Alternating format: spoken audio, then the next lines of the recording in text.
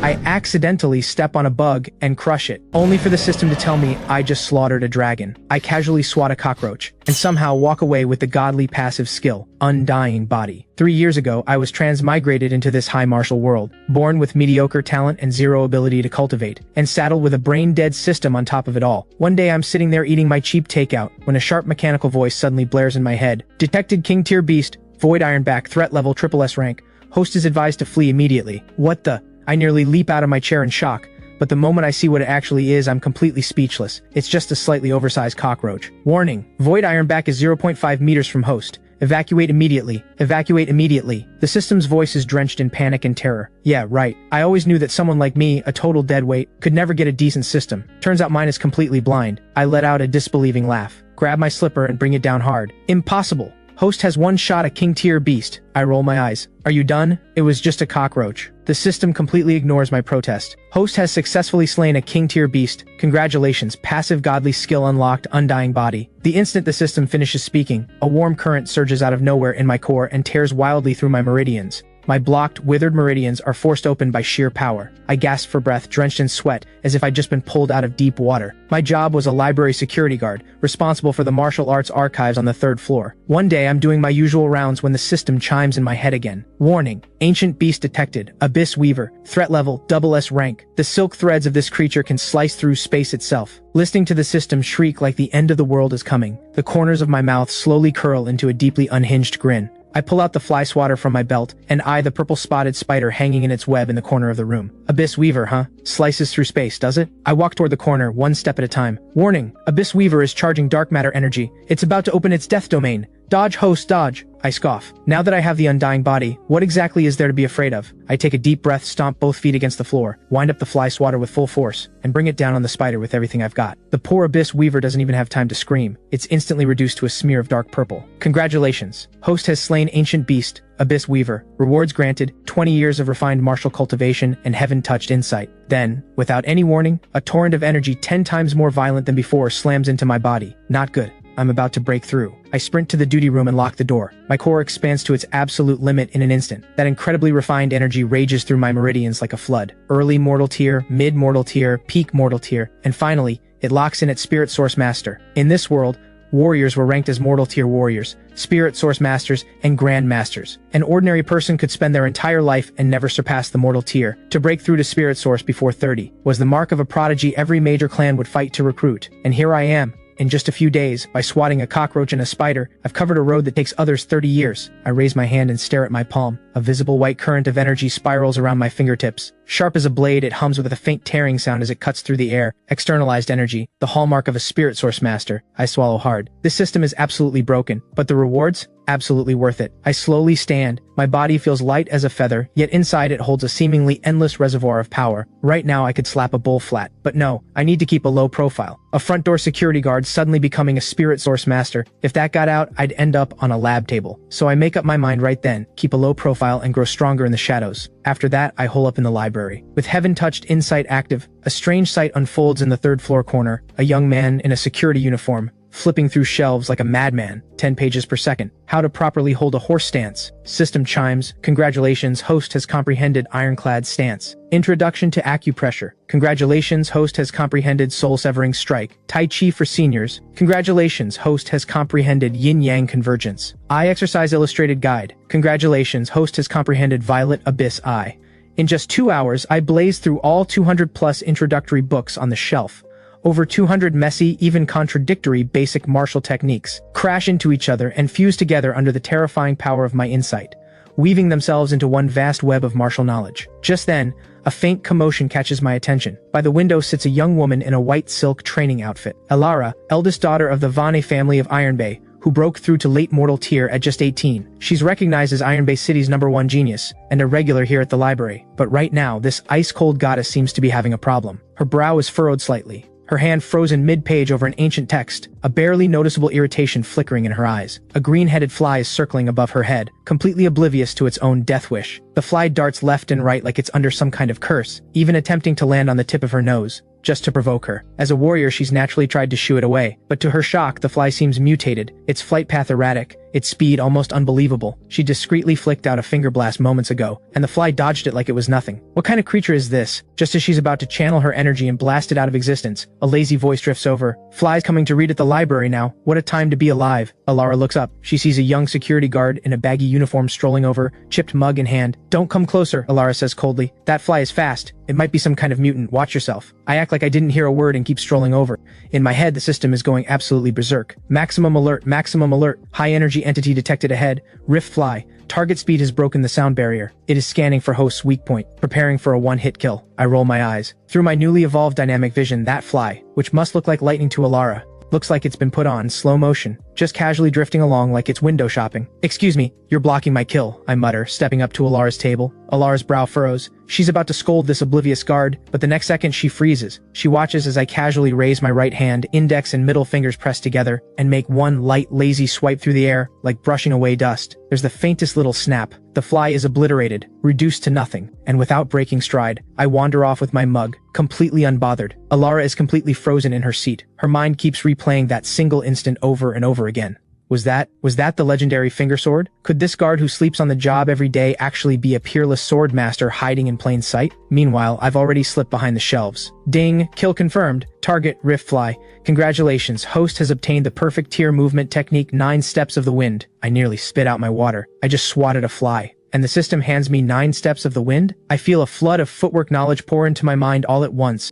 My feet shift instinctively, following that mysterious rhythm. The next second, I'm standing 10 meters away at the emergency exit, and I have no idea how I got there. Is this teleportation? I glance back at where I was just standing. Life just keeps getting more interesting. But what I don't know is that a real crisis is quietly brewing deep beneath IronBay City. Ding! Host detected suffering from poverty curse. Quest issued, slay the sewer rat king. Reward, 100,000. 100,000. Why didn't you lead with that? My eyes go sharp instantly. I grab a worn iron hook with a grip worn smooth from years of use. Flash forward in a single step, and arrive in the dark underground world below. This is one of the main arteries of IronBay City's vast drainage system. Despite being a sewer, the space is surprisingly large, wide enough for 2 trucks to pass side by side. Wastewater rushes along both sides, with a narrow maintenance walkway running down the center. 100,000, 100,000. I mutter the number to myself like a mantra, using it to beat back the small knot of fear and disgust in my chest. Just then, 2 red lights blink on in the darkness ahead. No, not lights, eyes. And then, dozens more red pinpoints light up all through the dark, accompanied by a skin-crawling chorus of scraping and shrieking. By the faint glow of my phone's flashlight, I make out what's blocking my path. Rats. Each one is the size of a house cat, black fur standing on end, teeth gleaming yellow. Their red eyes burn with savagery and bloodlust. They seem drawn to my human presence, creeping closer inch by inch,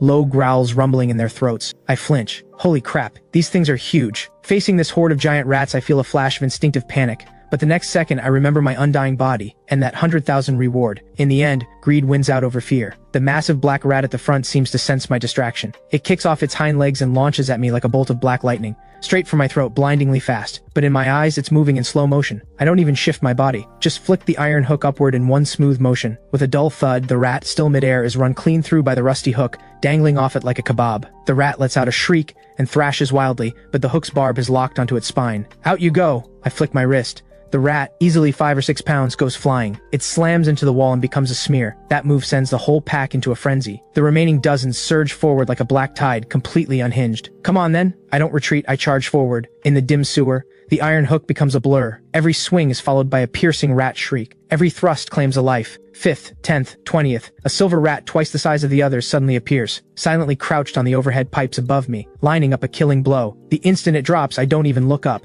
I reverse stab the hook upward, and it drives precisely into the silver rat's belly. It's pinned straight to the concrete pipe above. The silver rat doesn't even get a squeal out. Just 2 twitches, then nothing. Congratulations, host has slain a ratkin centurion. Reward granted, projectile mastery. At this point, the once raging rat horde finally feels something new. Fear. They stare at the bodies of their fallen across the floor, then back at this blood-soaked figure whose eyes are still calmly calculating, and they break. The surviving rats scatter in all directions. Don't run, that's money. I panic and lunge after them with the hook. But just then, a deep, guttural roar rolls out from the darkest depths of the sewer, like something clawing up from hell itself. The entire underground space shakes, the wastewater churns, dust rains from the walls. A truly suffocating, rancid stench blasts into my face. Warning! Warning! Ultimate boss awakened! Abyssal scaleback is approaching. I stop in my tracks, staring hard into the darkness. I raise one finger at whatever massive thing is lurking in that dark, my middle finger. Quit your hollering. A loud roar doesn't impress me. You're still just a bigger rat. With that, I hoist my iron hook and charge straight into that foul wind. The massive creature the system tagged as 𝙎𝙎𝘼𝙎𝙎 finally emerges from the shadows. By the faint flash of my phone light, I make out its form. It's a massive creature nearly 4 meters long, covered in dark green scales caked with sludge and rotting vegetation. Its body is vaguely lizard-like, but its head is grotesquely swollen,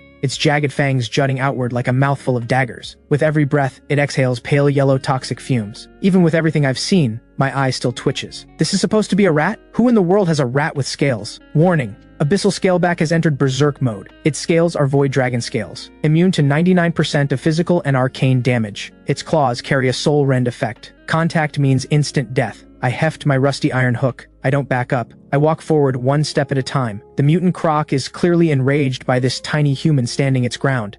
It unleashes an ear-splitting roar. Its massive tail whips sideways. The concrete wall beside it explodes into rubble, chunks flying like bullets. Then it opens its cavernous maw, reeking with a nauseating stench, and barrels toward me like a runaway heavy truck, shockingly fast. In my eyes, it moves like a 300-pound man attempting ballet. I shift my left foot slightly and hold my body at a bizarre 45-degree forward lean. The hook doesn't recoil the way a normal weapon would. Instead, it slides straight into the soft underbelly of the croc, and I yank hard. "Get down!" I growl. The so-called void dragon scales tear open like soggy tofu. The hook buries deep into its gut and catches on a rib. I grip the hook one-handed, drop my center of gravity, and using the beast's own charging momentum, I swing the whole near-ton creature up into the air. The mutant croc traces a dramatic arc through the air. There you go.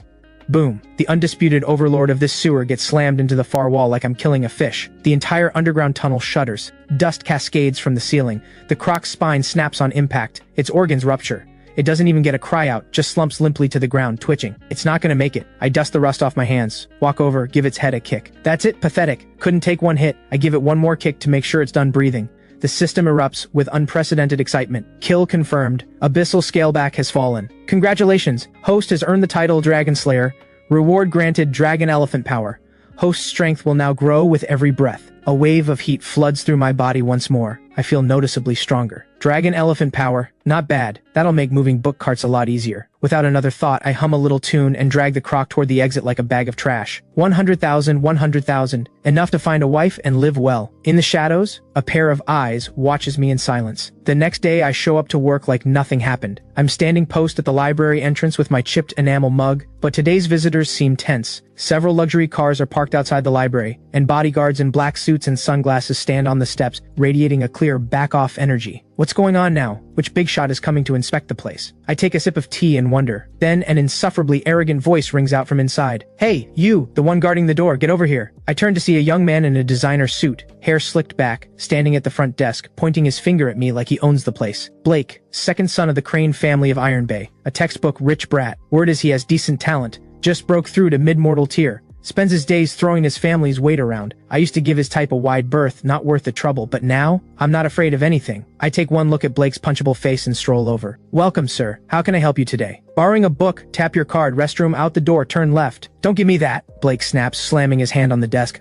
"I'm asking you, where is Alara? I heard she's been here every day lately. Is she hiding from me?" "So he's here to chase a girl." I roll my eyes. "Sorry, library policy. We don't disclose visitor information. Also, this is a quiet zone. Please lower your voice." Blake looks at me like I just told a joke. A twisted grin spreads across his face. "Rules? In Iron Bay City, what I say is the rule." As he speaks, a mortal tier warrior's aura surges off him, and the nearby visitors scramble back in alarm. Oh no, Blake's going to start something. That guard is done for. He's getting his legs broken. But I, standing right at the center of this storm, don't even blink. Blake feels the slight deeply. When has the second son of the Crane family ever been ignored by a security guard? "You're dead," Blake snarls. He swings a fist straight at my face. I don't dodge. Instead, I draw my trusty red plastic fly swatter from my belt. Smack. A crack so sharp it echoes through the entire hall. On his left cheek, a vivid red, grid-shaped welt blooms. A love letter from the fly swatter. "You!" Blake covers his face and stares at me in disbelief. Low damage. Maximum humiliation. "I'm going to kill you!" Blake loses it completely. His eyes go red, energy detonating off his entire body. He rips a dagger from his waist and drives it straight at my heart without hesitation. "Watch out!" Up on the second floor railing, Alara, who has just arrived, sees it all unfold. She cries out in alarm, but the next second the cry dies in her throat. She watches as my wrist flicks, the fly swatter in my hand, suddenly becoming a blur of red, a rapid-fire string of crisp cracks filling the air. All Blake can see is a wall of red grid patterns,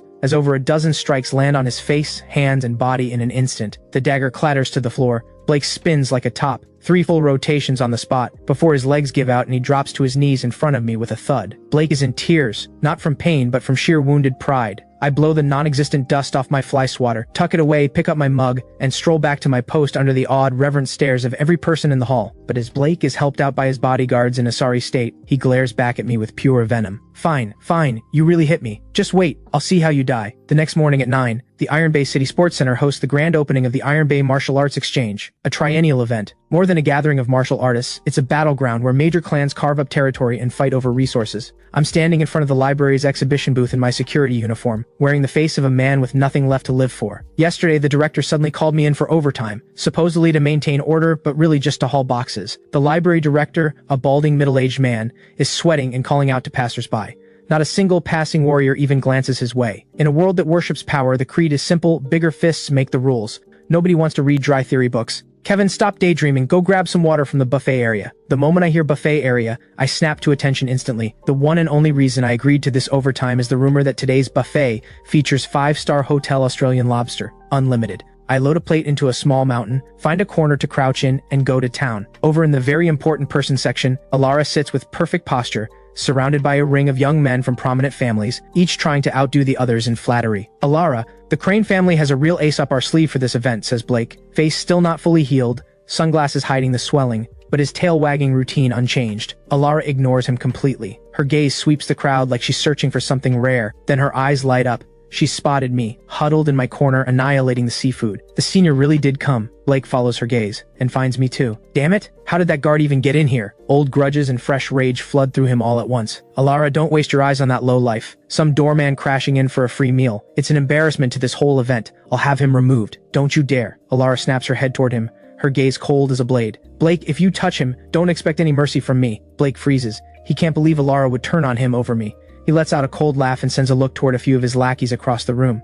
Back at the library booth, the director is beside himself. Not a single book sold all morning. Then a group of heavy-set men in training gear walks up. The one at the front is bald, with a face full of brutish flesh. Hey, old man. The bald one kicks the display table, and a cascade of books tumbles to the ground. We're taking the spot. Grab your junk books and get lost. The director is startled. The organizing committee assigned the spot to us. You can't just... Assigned? The bald one spits arrogantly. Bigger fists make the rules. Now be smart and move, or we'll throw you out with your books. You're thugs. The director shakes with fury. The bald one backhands him across the face. The director's glasses go flying. Don't push your luck, old man. You know who I'm with? The Iron Fist Society. The commotion draws a crowd immediately. Those library people really picked the wrong enemy. The Iron Fist Society of all people. Yeah, looks like someone's getting hurt today. Seeing no one step up, the bald one gets even more bold. Break his hands. The heavy-set men close in all at once. Fists and feet come raining down. The director squeezes his eyes shut and braces himself in despair, but the expected pain never comes. Instead, a strange sound rings out around him. The director peeks open one eye and sees a familiar figure standing in front of him. I'm standing there balancing a plate piled high with food, half a lobster hanging from my mouth, and in my right hand, a pair of disposable bamboo chopsticks from the sashimi station. The heavy-set men are still frozen in their swinging postures, but each one has half a chopstick sticking out of their wrist, blood running freely. Only now do the screams come,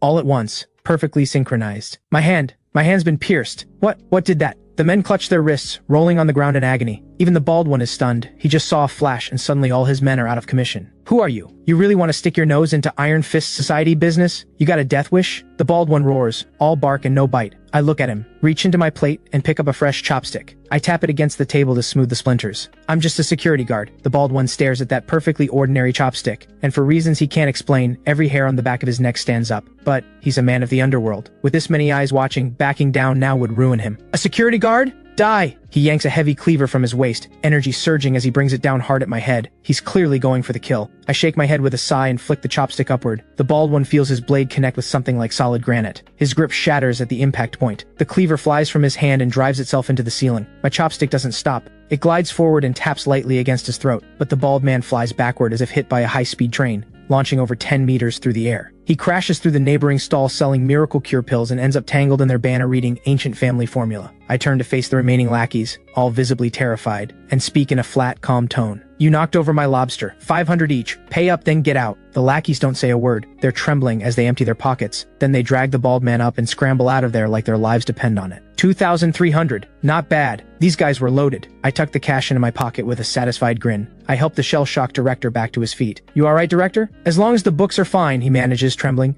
Kevin, you know martial arts? Ah, just messing around, I say with a modest wave. Just then a commotion erupts at the entrance. A group of people in black martial uniforms stalks in, radiating cold, hostile energy. At the front is a gaunt, withered old man, gripping a serpent head walking staff. Who dared lay a hand on my Iron Fist Society members? The crowd's face is pale. It's Victor, the Grand Elder of the Iron Fist Society, the Poison Hand himself.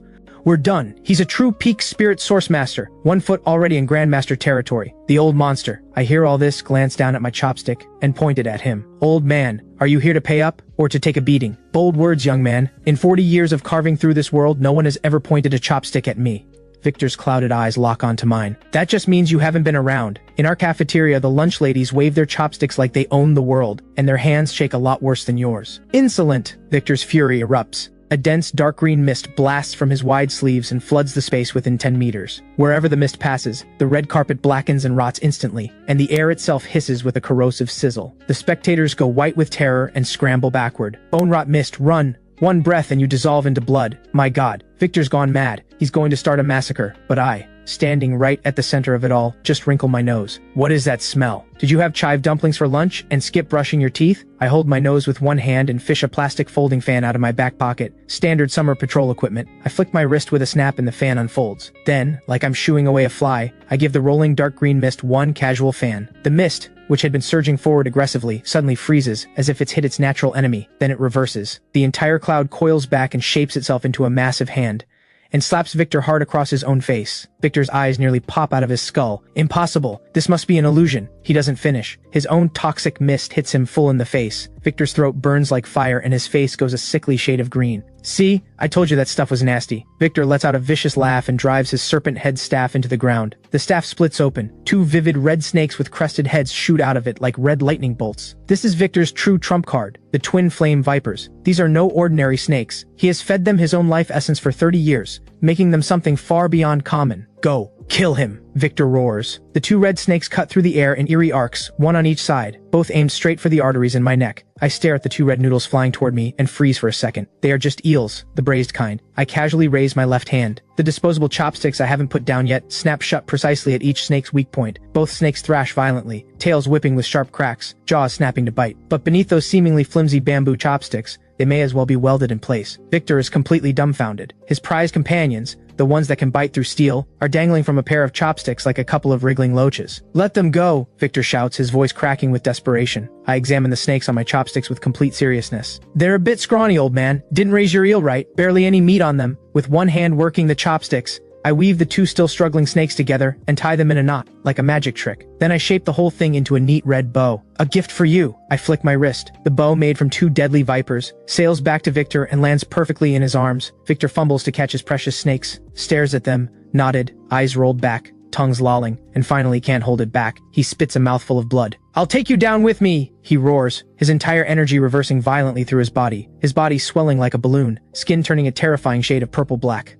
He's going to self-destruct. The crowd screams in horror. A spirit source master's self-destruction carries the force of a small missile. I frown. In the final second before Victor detonates, I flash forward and plant a kick square into Victor's bloated stomach. Out you go. Victor is hit like a fully loaded express train just ran through him head on. The raging energy building inside him is physically kicked apart by the force of that one blow. He lets out a dull grunt and rockets off like a purple meteor, vanishing into the sky. I glance at the crowd around me and try to make a quick exit, but I haven't gone 2 steps before Alara steps into my path, holding up her contact code. I'm Alara. Do you remember me? Could we exchange contacts? I look at the code, then at the hopeful look in her eyes. I pull out my secondhand phone, screen cracked in 3 places. Fine, but fair warning, I'm a busy guy. I don't do small talk. If you're consulting me on business matters, like cockroach removal or sewer maintenance, there's a fee. Alara looks like she's found buried treasure. Of course, on your schedule. I'll make sure the consultation fee is more than satisfactory. In the underground chamber of the Crane family villa in Iron Base City, the air is thick with tension. Blake kneels on the floor. Beside him lies Victor, every bone broken,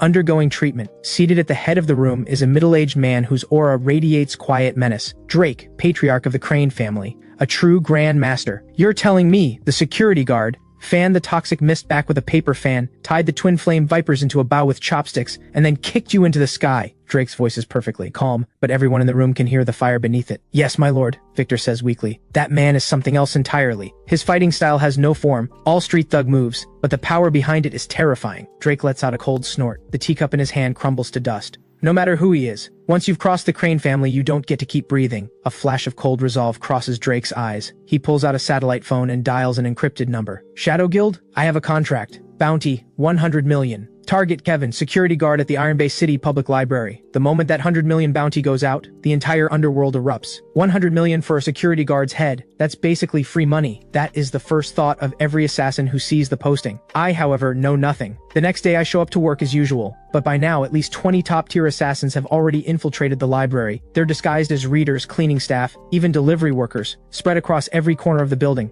They've woven a kill net with no gaps. Target has entered the lobby. Team A, maintain reader cover, prepare to create a diversion. Team B, move in for the close-range kill during the chaos. Team C, seal the perimeter. No escape routes. The cold voice of the mission commander crackles through their earpieces. The commander of this operation is Phantom, ranked 3rd on the assassin's board. He's currently disguised as a white-haired old man in reading glasses, sitting on the lobby sofa with a newspaper. I notice nothing off about the atmosphere. I head to the hot water station to fill my mug, ready for another day of doing absolutely nothing. But as I pass the old man, the system suddenly jumps in. Ding! Warning, disguised pest detected. Target, stick insect humanoid variant. This pest excels at camouflage. It appears to be a kind old man but conceals a poison-coated blade within its body. I stop and look at the man pretending to read his paper, every muscle in his body coiled tight. Sir, your newspaper is upside down. Phantom freezes. He'd been too focused, and genuinely hadn't noticed the paper was upside down. "Ah-ha-ha-ha! Sharp eyes, young man," Phantom says with an awkward laugh, while his hand quietly slides toward the poison dart in his sleeve. I nod. Then I reach out and grab Phantom's wrist in one swift motion. The eyes aren't bad, but my nose is even better. That killing intent rolling off you is way too strong. Phantom's expression shifts completely. He tries to pull free, and finds my grip as an iron clamp,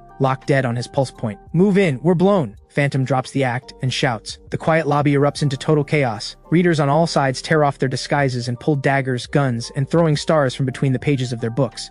The cleaning lady mopping the floor draws a longsword from inside the mop handle. Even the delivery guy at the entrance reaches into his thermal box and pulls out a compact submachine gun. Kill him. We split the bounty. Over 20 elite assassins come roaring toward me. The actual library patrons scream and scatter in all directions, clutching their heads. I knew it. Summer comes around and the place gets absolutely infested. From where I'm standing, this isn't an assassin ambush at all. Just a swarm of mutant insects throwing themselves at me in a suicidal charge. Warning. Insect nest assault detected. 23 in total. Species, mixed hybrid pest assortment. For the hygiene of the library, wide area extermination is advised. I look down at my chipped enamel mug, just filled with boiling water at exactly 100 degrees. Wide area extermination, huh? Alright then, let me serve you all some morning tea. I flick my wrist. A cup of scalding water is flung outward in a blooming arc, like petals scattering in the wind. This is no ordinary water. It's a high-temperature liquid bomb laced with flame control and spirit source energy. Every single droplet, the moment it leaves the mug, becomes a scorching bullet. The 5 or 6 assassins charging out front are instantly hit full in the face by the boiling barrage. Ah, my eyes! My face! Is this lava? The assassins scream and collapse, clawing at their faces. But we're not done. I toss the empty mug and draw my battle-hardened red plastic fly swatter from my belt.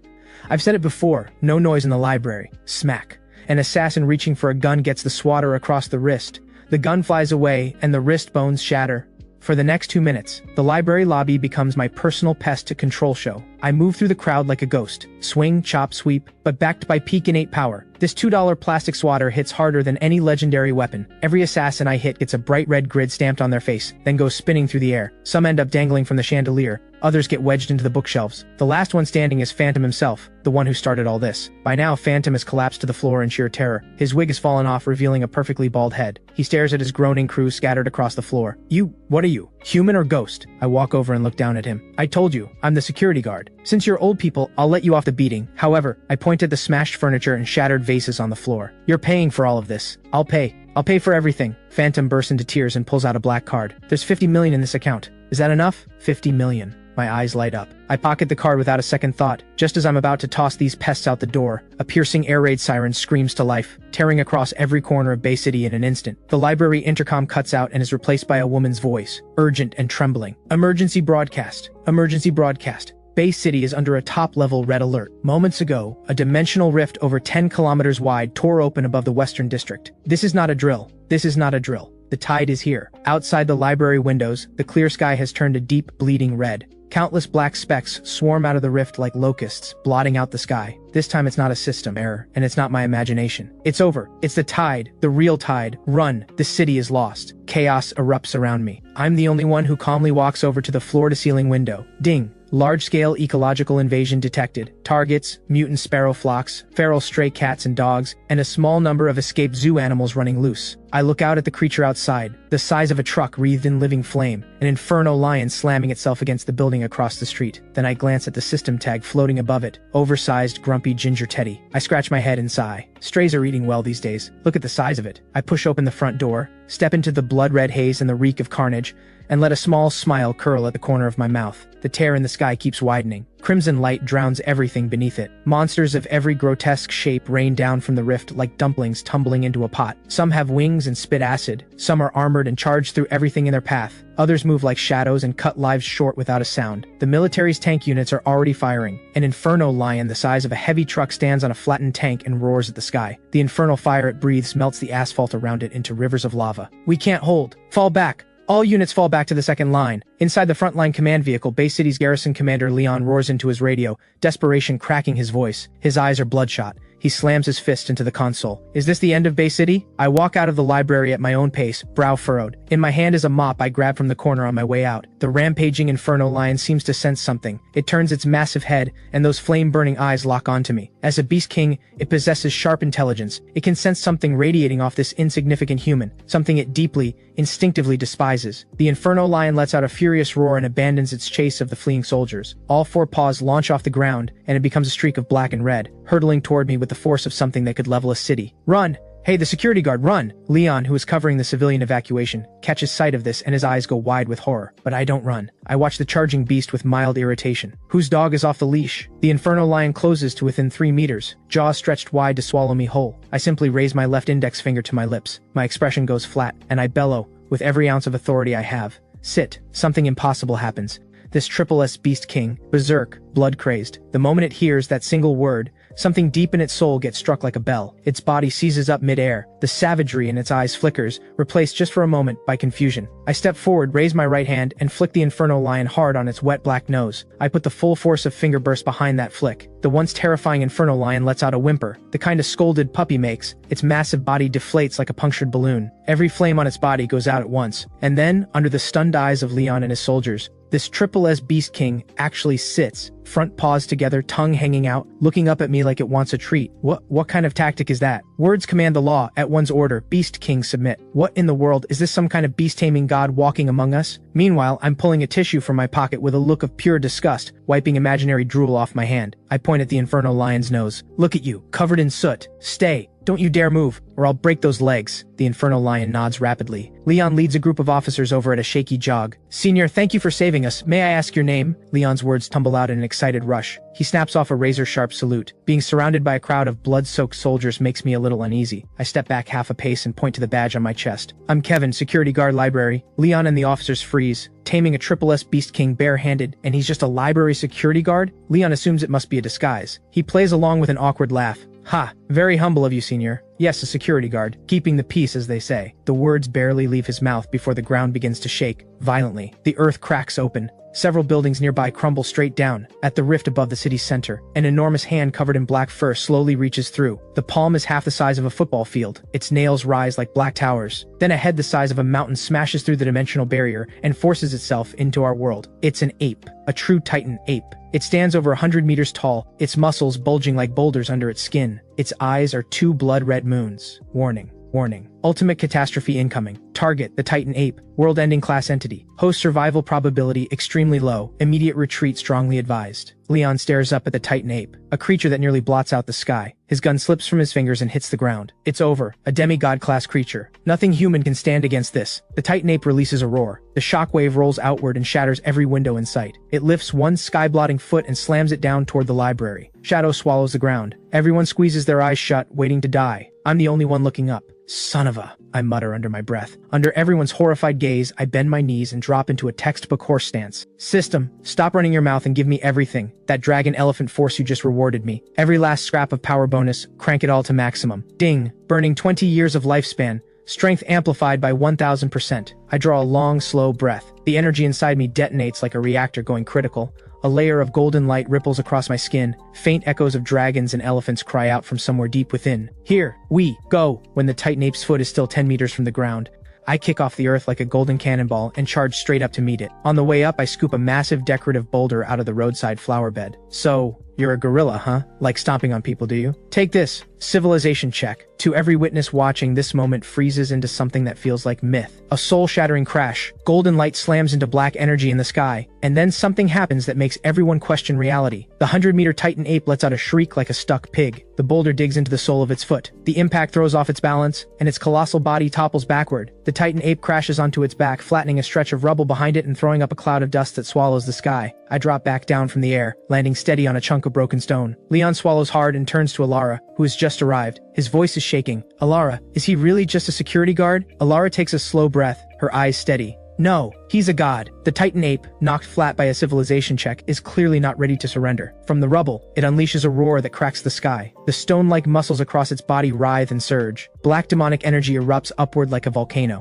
Its blood-red eyes fix on me and don't let go. Both massive hands slam the ground. The entire block sinks half a meter in an instant. A crushing gravitational field radiates outward in every direction. I roll my neck and shake out my legs. Why do I suddenly feel so heavy? Did I eat too much last night? Must have put on weight? The Titan ape's eyes nearly bulge out of its head. Its gravity void technique has crushed countless grandmasters in battle. Yet this human's only response is complaining about his weight. Refusing to accept it, the Titan ape drags itself back to its feet. It raises fists that could pulverize mountains and launches a frenzied barrage straight at me. I frown. Still at it, are we? That was a polite warning. Since you didn't take it, don't blame me for what comes next. I bend down and pull off my blue plastic slipper. Size 42. Congratulations, host. You have unleashed the ultimate karmic artifact, the Slipper of Smiting. Its attributes, 100% face-slapping accuracy, and total defense bypass. Get down. Now, I hold the slipper in one hand and vanish in a blur. Through the Titan ape's storm of fists, I weave without effort, dodging every strike. Then I leap, all the way up to the Titan ape's enormous nose bridge. The slipper cracks across its left cheek. The Titan ape releases a shriek of pure anguish. That single smack shatters every shred of dignity it had as a demigod beast. This one is for the library floor. This one is for all the plants and flowers you crushed. And this one is because you're ugly, and you came out here to frighten people. The slipper in my hand becomes a blur. Every strike sprays dark blood. The Titan ape that was ready to annihilate Bay City just moments ago is now curled up on the ground like a kid caught in the act, arms wrapped over its head begging for mercy. Above Bay City, a handful of surviving news drones circle the edge of the battlefield. They are streaming this live to the entire world via satellite. Billions of viewers worldwide stare at their screens in collective stunned silence. On screen, a field of ruins. Smoke curls through the air. A 100-meter monster kneels on the ground, trembling, and on top of its enormous head, a tiny human figure, holding a blue slipper, hitting and scolding at the same time. The comment feed goes dead for a moment, then explodes. Holy, what is that weapon? Is that a blue ancient artifact? Ancient artifact, my foot. That's a slipper. Like $2 with free shipping. Is this the mysterious power of the East? All hail, slipper guy. Back on the battlefield. I'm tired. I lower my arm, wipe my foot on the Titan ape's head and look down at it. Had enough? The Titan ape nods like a jackhammer. Looking at this enormous thing, I feel a headache coming on. Then I remember a novel I read once. Hey, big monkey. You're a monkey, right? Monkeys can shrink. Make yourself smaller. I hold up my fingers to show it. About the size of a palm. The Titan ape's expression shifts to one of visible distress. I raise an eyebrow and lift the blue slipper. The Titan ape shudders in terror, burns its own life source blood, and forces a reversal of its entire bloodline. With a puff of white smoke, the mountain-sized colossus vanishes, replaced by a tiny golden snub-nosed monkey, no bigger than a palm. Sure enough, with the Titan ape's submission, the rift in the sky begins to slowly seal itself. The other monsters that were still rampaging sense it, the terror of their leader getting beaten senseless. They scramble back toward the rift in a blind panic, and in under 5 minutes the entire tide is gone. Nothing remains but wreckage and silence across the whole city. Sunlight breaks through the clouds and falls on the earth again. One man, one slipper, one city saved. That night, Bay City erupts. Slipper Guide trends worldwide. The blue slipper becomes an instant bestseller across every major shopping platform. Its price gets driven to astronomical levels. As for me, the man at the center of it all, I'm already in bed fast asleep. My mind doesn't drift into dreams. Instead, it gets pulled into a pure white space. No up or down, no passage of time, just endless streams of flowing data cascading around me like waterfalls. At the center of it all floats an enormous blue sphere of light, my system. But right now, it is no longer a simple text panel, nor the loud, brash AI voice I know. It has taken a human form, a figure in a black suit and black-rimmed glasses, looking every bit the composed, mild-mannered property manager. A pleasure to meet you in person, host, or rather administrator. I look at the property manager and feel no particular surprise. I just scratch my head. You're my system. Why are you dressed like my supervisor? The property manager adjusts her glasses and smiles. This form is calibrated to your perception. In this dimension, I am the will of heaven, the will of the world itself, and what you call your system, but I prefer the name you gave me. the property manager. Alright, property manager, what do you need? More tasks? Kill some cockroaches? Unclog a drain? No. The property manager shakes her head. Her expression grows serious. I'm here to tell you the truth. She waves a hand and the data streams around us transform into images. The universe, countless planets burning, countless civilizations crying out, and at the source of all that destruction, a formless mass of black shadow. That, the property manager says, pointing at the shadow, is the unraveler, what your kind would call the void. The universe is dying. Chaos and entropy are consuming everything. The Unraveler is the final boss. It has sensed your existence, and it is coming. It won't arrive in a spaceship like some alien, it is the law itself. It will try to rewrite your perception of reality, to show you the world as it truly is, and drive you mad in the process. So the battle ahead is no longer about fighting monsters, it's a war for the mind. The property manager steps toward me, and extends her hand. Administrator, are you ready to remake this universe into exactly what you want it to be? I look at her hand. 3 seconds of silence. Then I yawn. All that drama, and what you're really saying is keep being a security guard and deal with troublemakers, that about right? I clap her on the shoulder. Relax. As long as the pay is right, I've got this neighborhood covered. And this Unraveler, if it dares show up, a flash of gold crosses my eyes. The next day, noon. The hour when the sun should be at its harshest, but the entire city has fallen into a crawling, skin-prickling gray. The sky looks like static on an old television set that has lost its signal. A crackling, buzzing hum reverberates deep inside everyone's eardrums. Buildings and trees, even the edges of people on the street begin to ghost and pixelate. An indescribable nausea rises in everyone's chest, the vertigo of something dimensional. On the library rooftop, Leon stares at the binoculars in his hand, which keep shifting shape. His face is white as paper. The laws of physics are failing. The gravitational constant is fluctuating. The speed of light is slowing down. Our world is being formatted by something from a higher dimension. Alara grips her sword, but the blade that could cut through iron like cloth now droops like a limp noodle. It's the void, Alara says, her voice trembling. I can't sense any spiritual energy, no killing intent, nothing. Just pure, absolute void. As if the meaning of everything that exists is being erased. Then, at the center of the static-filled sky, a black hole tears open. It isn't large, but the moment it appears, light, sound, and even time get sucked into it at a frantic rate. Then a creature squeezes itself out of that black hole. It is an unspeakable terror with no fixed form, a writhing, churning mass of black shadow that devours the space around it as it moves. It has 1 billion eyes, and in every single one, a destroyed universe is reflected. The sound it makes is the wailing of countless dead souls, enough to cause instant brain death in anyone who hears it. That is the Unraveler, the living embodiment of cosmic heat death, the final boss that devours all order. One glance and sanity collapses. The soul dissolves into nothing. On the ground below, countless people with weaker minds begin clawing at their own faces, blood streaming from their eyes. They babble incoherently. The end of the world has truly arrived. But on the outskirts of Bay City, I've just woken up, rubbing the sleep from my eyes, grumpy and bleary, pushing open the balcony door. So loud. Who's doing construction at this hour? Are they ever going to finish? All that crackling and buzzing? Are they drilling through walls or grinding metal? I yawn and look up at the sky. Through the property manager's powerful perception filter, I don't see any unspeakable shadow. I don't see 1 billion eyes. What I see is a mosquito, a huge, pitch-black, grotesquely ugly mosquito, the spotted kind, with a proboscis that's dripping fluid. It hangs in midair, rubbing its front legs together. Its buzzing is maddening. What I absolutely cannot stand, little clouds of black dust drift off this mosquito and settle, bit by bit, onto my freshly washed laundry. My freshly washed laundry. In my mind, those black void particles are mosquito droppings. This cannot be tolerated. If the tide was just stray dogs causing trouble, then this mosquito has crossed my hygiene line. System warning. System warning. The mechanical voice in my head sounds choppy now, like it's buffering. It's under heavy interference. Final boss, the Unraveler descending. Target is emitting a full area intelligence suppression field. System firewall overloading. Perception filter fracturing. Warning. Host may perceive the true nature of reality. If true nature is perceived, close your eyes. Do not look directly. Do not think. As the system alarm blares, my vision suddenly blurs. In that instant, the mosquito twists and warps. It becomes a vortex of black so deep it induces terror on instinct. Inside the vortex, an enormous face leers, assembled from the wreckage of countless dead stars. My heart clenches.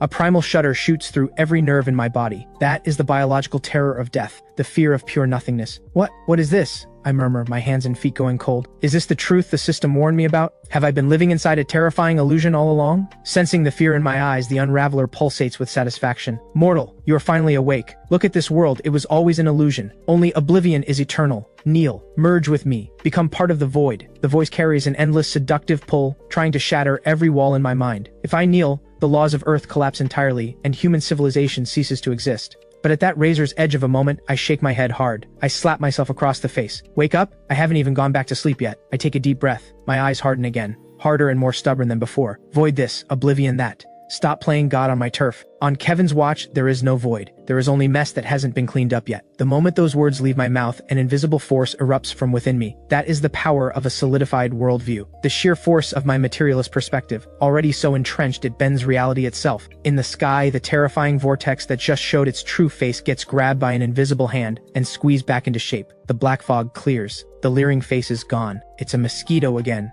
rubbing its legs together, and clearer than ever. I can see every vein in its wings. Ding. Perception fully restored. Achievement unlocked. Terminator of idealism. You have successfully reduced the universe's ultimate terror into a blood-sucking pest. Please begin your performance. I let out a cold laugh. Now that's more like it. Being ugly isn't your fault. Coming out here to frighten people, that part's on you. If you're a mosquito, I deal with you like a mosquito. I turn and head back inside. This time, I don't grab the fly swatter. A fly swatter's not quite enough for a mosquito this size, and it'd make a mess. I head straight to the storage room and dig through a pile of junk until I find it. A strange-looking machine. An old industrial vacuum cleaner. Yellow body, thick with dust, hose cracked in one spot. I picked it up at a second-hand market a while back. The seller said it came from a shuttered chemical plant. Suction so strong it could pull in a brick. Old friend, it's been a while. I give it a pat. A cloud of dust erupts. I grab the thickest extension cord I have and run it down from the second floor. The motor roars to life with the rumble of a tractor. I haul the vacuum head up to the balcony, level it at the giant mosquito in the sky, and take a stance like I'm shouldering a rocket launcher. Hey, you, the one rubbing its legs, look over here. The unraveler freezes. It cannot comprehend. Its psychic attack clearly worked moments ago, so why has this human already recovered? And what is that noisy yellow barrel? Some soul-targeting weapon? A relic cannon left behind by an ancient civilization? Foolish insect. You think you can resist? Screw you, get in here. I'm not interested in listening to a mosquito talk. I press the red button on the vacuum. The motor screams to full power with a roar like a dragon. At the same time, I pour my peak innate energy into this beaten-up machine like it costs nothing. System notice, loading law, all things return to dust. This vacuum is now connected to the void abyss, theoretically capable of absorbing every particle of dust in the entire galaxy. An incomprehensible suction force explodes from the end of the black plastic hose. It doesn't target solid matter, it targets filth. High in the sky, the unraveler, which had been poised to devour the earth, suddenly feels weightless. Its body, made of pure void, begins to stretch and warp beyond its control. It trails into wisps of black smoke streaming toward the tiny plastic tube. No, what is this force? This is law-level absorption. Are you some ancient god who devours the stars? Ancient god, please. This is a high-powered motor. I grip the vibrating hose with both hands. My slippers can barely keep hold of the floor. Come on. That's for the dust on my laundry. That's for all the buzzing. Under the gaze of all humanity, the scene is equal parts absurd and awe-inspiring. The mass of black shadow in the sky, the symbol of all despair, gets sucked in like a toilet flush,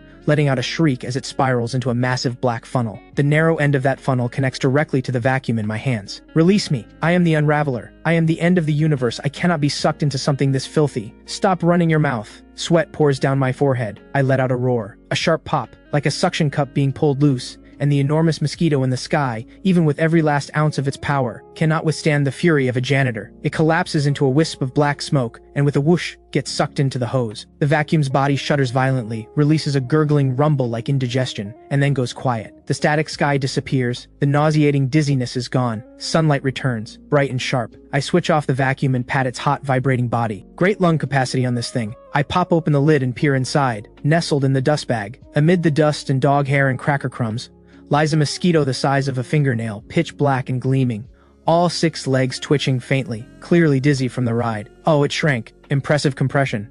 I let out a laugh and snap the lid back on. I find a roll of wide tape and seal the vacuum's opening airtight. Congratulations, Administrator. You have successfully cleared the universe's largest illegal structure. However, one small issue remains, and will require your attention. My eye twitches. Can you not just tell me everything at once? The Unraveler's energy output is too high. The vacuum may explode. This building may achieve unintended liftoff. Final step, how to convert this bag of cosmic waste into something useful. The moment I hear liftoff, I snap to attention. Convert it? I've been needing a gas source. That thing's got plenty of energy. Can I convert it into a nuclear-powered stove? I think it through while digging a rubber hose out of my toolbox, and a pressure regulator I picked up at a scrapyard. I drag the vacuum to the kitchen. One clean cut with the scissors, the exhaust port is off. With the dexterous hands of someone who's been living alone for 24 years, I attach the regulator and hose in seconds. The other end goes into the gas intake of the stove. I crank the valve open. A sharp, teeth-aching hiss of pressurized flow. Inside the vacuum, the Unraveler, the final boss that tried to unmake the universe, suddenly finds itself pulled through a narrow rubber hose by a force it cannot resist. I press the ignition switch. A flame erupts from the burner, pure black, edged in gold,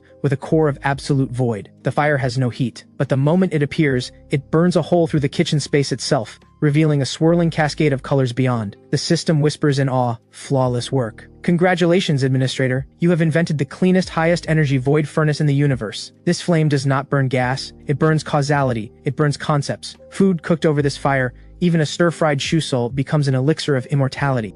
I adjust the airflow knob with satisfaction. That star-destroying black flame is dialed down to a gentle little flicker. Good. Gas problem solved. I glance at the empty fridge. Fire but no food. That won't do. Today's a day worth celebrating. World peace restored. Gotta make it count. I reach for my phone to order delivery, then remember the whole city just survived the tide. The delivery riders are probably all at home recovering from the shock. No one's taking orders right now. Then, a careful tentative knock at the courtyard gate. Who is it? Outside stand 3 people. Leon, Alara, and a middle-aged man bound with rope, kneeling on the ground and trembling. Drake, head of the Drake family. Leon carries 2 enormous coolers. Alara holds several clay-sealed jars of aged wine. "Senior Kevin, hope we're not disturbing your rest. We've come to make a report." Leon beams from ear to ear. His tone is so reverent it's like he's standing before a god. "Making a report? And you brought all this? That's bribery." I wipe the cooking oil off my hands. No, it's a care package." Leon quickly opens one of the coolers. A dense wave of spiritual energy surges out, so thick it condenses into mist in the air. Inside, thick, beautifully marbled cuts of meat, each glowing faintly gold. Inferno-line thigh meat, one bite of which could push a martial artist to grandmaster level. Genuine divine flesh. Ding. Premium ingredient detected, SSS grade Wagyu, Divine Beast Edition. Source, generous neighbors. Recommended preparation, red braised or hot pot. Good marbling. Grain-fed, clearly. Alright,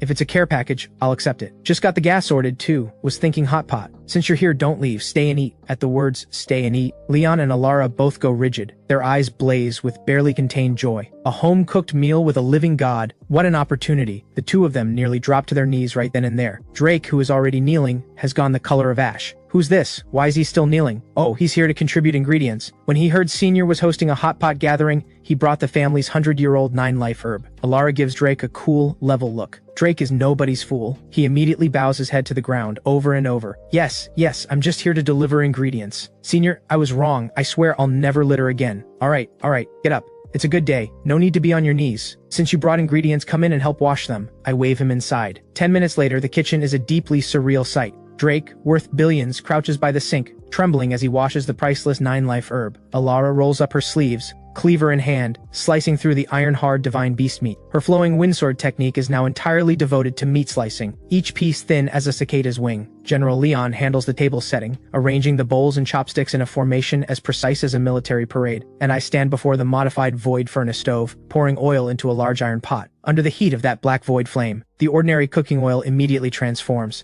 The smoke rising from the oil takes the shape of dragons and phoenixes spiraling together. I grab a handful of Sichuan peppercorns, dried chilies, scallions, ginger, and garlic, and throw them all in at once. An overwhelming aroma explodes outward, something beyond the human world, blending the Unraveler's law energy with the divine fat of a celestial beast. Just one breath of that scent, and Drake, still washing the herbs, feels the bottleneck at his peak innate level crack open. I've broken through to Grandmaster. Drake stares at the herb in his hand, tears streaming down his face, just from breathing in cooking smoke, and he's broken through. If he actually eats a piece of meat, he might ascend on the spot. Soon, a roaring, rolling pot of spicy hot pot, breathing out an aura of primordial chaos, is placed on the table. Come on, sit down. The place isn't much, nothing fancy to offer. The wine's yours, the meat's yours. I just contributed the hot pot base. I wave everyone to their seats. Leon, Alara, and Drake sit down with great care. They stare at the bubbling broth. That's not soup, it's a liquefied energy storm. Every peppercorn in there is cycling through the lifespan of a star. Eat, don't be shy. I pick up a slice of meat with my chopsticks. I swish it through the broth 7 times up and down, then eat it in one bite. High energy protein absorbed, constitution plus 100, strength plus 100, undying body evolving into undying constitution. I just feel a pleasant warmth spreading through my stomach. Nice. Seeing this, the others carefully pick up their own slices and place them in their mouths. The meat dissolves on the tongue, and a surge of wild energy floods every limb and bone. Alara, who started at innate realm, feels her cultivation rocket upward under the impact of that energy. Peak innate, Grandmaster. Peak Grandmaster, Supreme Grandmaster. From a single slice of meat, she leaps across 3 tiers every martial artist dreams of, and becomes an earthen immortal. Her skin becomes luminous as snow. Faint sword cries echo around her. She looks like she might ascend right then and there. The great Tao is hiding in this hot pot. This single piece of meat is the rebirth that comes after every trial endured. Alara sets down her chopsticks, eyes glistening. Leon is equally stunned. His years of internal injuries heal in an instant. He looks 20 years younger. His presence becomes immeasurable. As for Drake, he's sobbing openly. This meal goes on until the world outside loses all sense of day and night. Rounds of drinks flow. Course after course follows. I'm just slightly buzzed when I stand up and say, "Alright,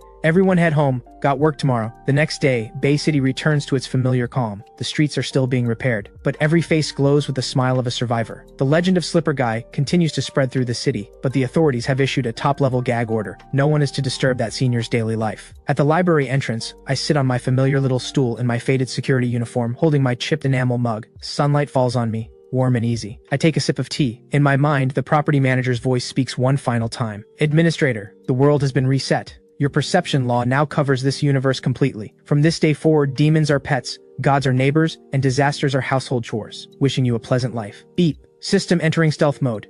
I set down my mug and watch the traffic flowing by. This is life. Then, out of nowhere, a green-headed fly comes buzzing over. No sense of self-preservation whatsoever. It lands right on the rim of my mug. My eyes sharpen. That familiar presence, the presence of a god-tier janitor, surges back to life.